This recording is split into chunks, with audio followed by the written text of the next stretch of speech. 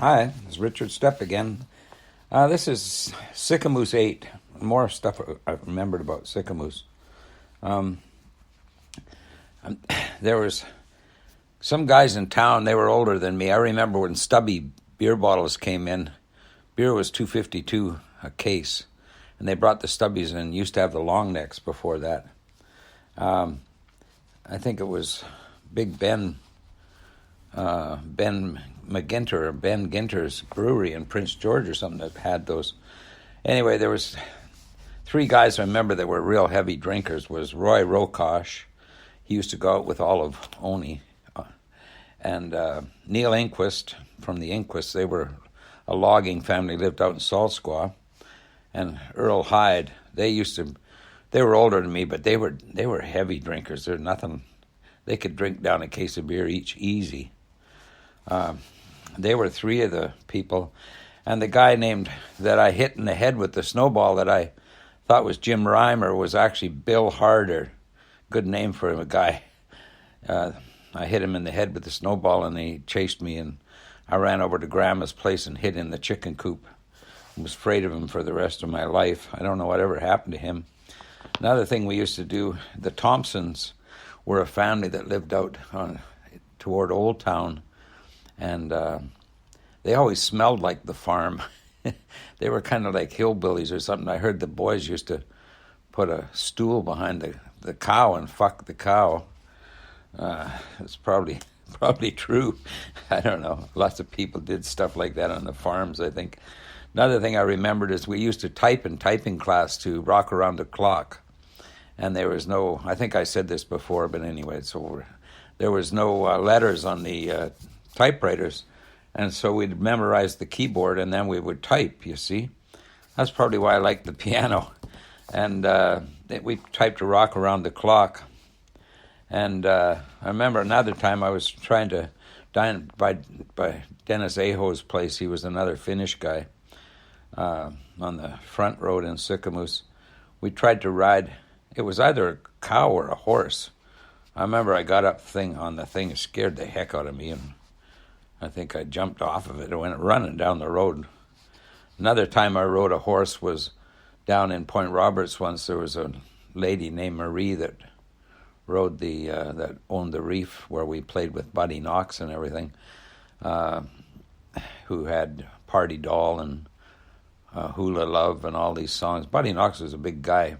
Later on, I met his guitar player, Robbie Keane, who sold me a couple of guitars. He had a music store in White Rock here called Surfside Music. But anyway, all I remember about Marie is she was a fat lady. She was riding the horse up in front of me, her big ass flying, bouncing up and down that horse. That's all I could see. Another guy, a friend of mine in Sicamous, was Gary Radomski.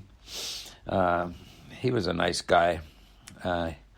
He used to drink too, but him and Jim Cummings, the Cummings family were four square or something like that. They were very religious. They didn't wear makeup or perfume or anything. But Jim Cummings kind of went wild, and he started, because they were so confined out in Salt Squaw. Salt Squaw, by the way, is where my dad's buried. There's a little cemetery out there in Salt Squaw near the mountain. My dad's buried by my mother, and my grandparents were out there. My mother's buried in Mara by her mother. Anyway, the Jim Cummings, Gary Radomski, went to Salmon Arm. I guess they were drinking heavy. And on the way back, Jim Cummings was speeding.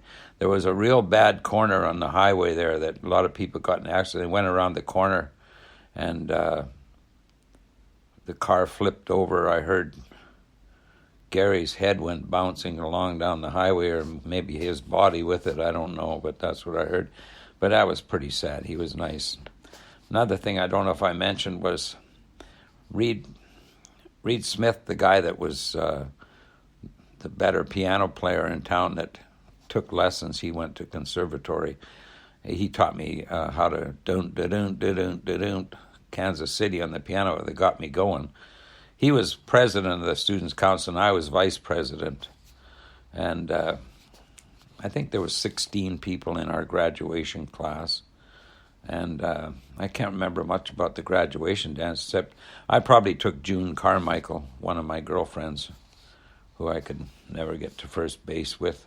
Her dad was like mayor of Sicamous, and that's all I remember. That's what I remember for right now, anyway. So I'll stop there. Then I went up the Big Bend that summer. I'll do this first. I went up the Big Bend that summer. I got a job up there, and I forget how I got a job. A guy in Sicamous told me to get a hold of somebody. Anyway, they told me I could work up surveying, so I think I went through this before, but I took a bus up or something to Revelstoke, and then these guys picked me up in this crummy, which is a truck, and we drove up 52 miles up the Big Bend Highway. They were going to build the Mica Creek Dam and dropped me off in the middle of the night, like 11 o'clock at night, standing on the edge of the road all by myself. And I didn't know it was dark as heck up there. And there's grizzly bears and everything up in there. Who knows? Werewolves, who knows? Or not werewolves, but Sasquatches, who knows? Anyway, finally somebody came down from the camp to meet me, but I stood there for about 10 minutes waiting. It was so weird, scared. I was just, 17 years old or something, and that was scary. And then I got the job slashing bush and up there at the survey crew and being a rod man. That's how I got into surveying. And then, so I made some good contacts. The boss really liked me up there, and I was a really hard worker. I slashed bush, and I remember the lunches were good, though. We had trailers we stayed in up 52 Mile, and they always had tuna with sweet pickle in it or salmon with sweet pickle, but they had lots of food and really good food, but it was I hated working. That's why I became a musician, I think. I don't mind work, it's just I didn't like that kind of work. And then I went back to Sicamous after summer, and I started grade 13.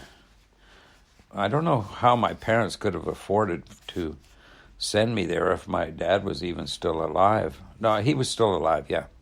But he was sick, but anyway, I started grade 13 there. One more thing about Sicamous, me and Brian Bell, we actually hopped a freight train once from Sicamous to Salmon Arm. This is part of Salmon Arm, too. They used to have dances when I was in grade 13. I think I used to go home for the weekend. I actually boarded with this old lady near the school. I just wasn't into it, I hated boarding. And I went to some of the dances in Salmon Arm. There was a hall out outside of Salmon Arm toward Tappan. There was a dance hall out there we used to go to. And then there was one right downtown in Salmon Arm that used to have bands like the High Fives, and the High Fives had Frank Babakayev, of course, was in there, the guy I ended up in the questions with, Gary Rollin, Steve Menny. Steve Menny became a quite famous artist painting pictures of salmon and stuff like that. He was a good drummer, though. And then Don Rushmore, who ended up going to New Zealand with Frank Babakayev. And years later, I had a reunion with the guys from that band. It was like a big thrill for me. By that time, I had Holiday in Hollywood out and was sort of a star. And I went up to Salmon Arm once. I had my big piano. I think it was my CP80. And we had a reunion in Salmon Arm with that old band. It was like a dream come true for me because they were my heroes when I was a kid, so it was really fun. But anyway, I got bad grades in Salmon Arm. They told me my first report card that it was below standard. They were doing calculus and stuff, and I just couldn't get into it. So I hated it. And so I finally wrote a letter to the guy that had hired me up the Big Bend. He was my boss up there. And he sent me a letter back saying that I could get a job in Vancouver. And if I went down to Vancouver and went to North Van to the location branch, they would send me over to Duncan, and I would start working there. I might have went through this again, but you can hear it again anyway. Anyway, while I was in Salmon Arm, I met Lynn Swallow. She was my girlfriend, and Ida Whitaker. I liked her a lot. And the Brown brothers, I forget their first names offhand now, but they were the Browns, and Don Rushmore and Frank Babakayev and I all lived in New Zealand together at that house. But Ida Whitaker was a nice one. I've tried to get a hold of her, but I can't find her anymore because it's too bad girls change their last name when they get married. But Lynn Swallow she was a beautiful girl. I wish I could find her again, but I nearly married her. And then I'll tell you more about that with my questions. I think that's all I can think about for right now. Okay, bye.